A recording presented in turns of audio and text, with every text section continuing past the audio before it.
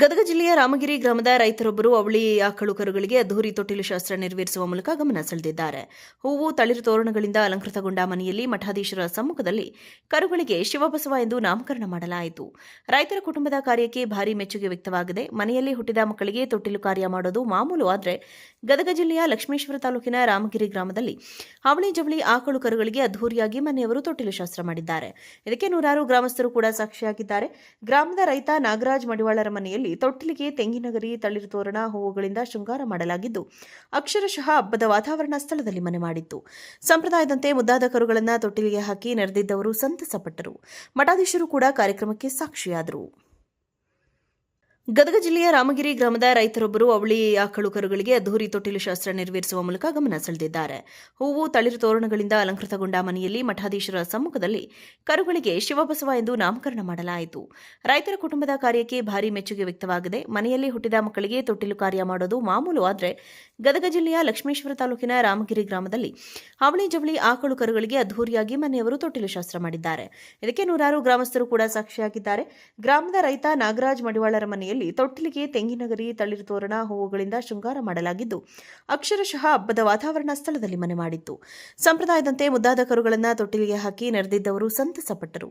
ಮಠಾಧೀಶರು ಕೂಡ ಕಾರ್ಯಕ್ರಮಕ್ಕೆ ಸಾಕ್ಷಿಯಾದರು.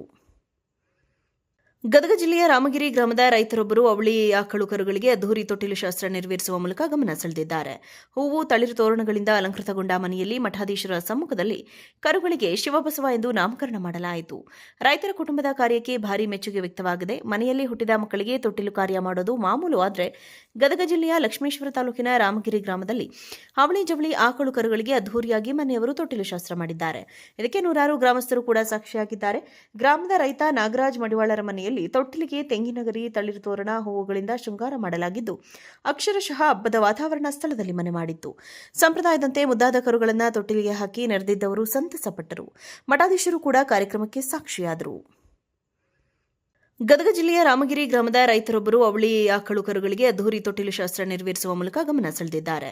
ಹೂವು ತಳಿರು ತೋರಣಗಳಿಂದ ಅಲಂಕೃತಗೊಂಡ ಮನೆಯಲ್ಲಿ ಮಠಾಧೀಶರ ಸಮ್ಮುಖದಲ್ಲಿ ಕರುಗಳಿಗೆ ಶಿವಬಸವ ಎಂದು ನಾಮಕರಣ ಮಾಡಲಾಯಿತು.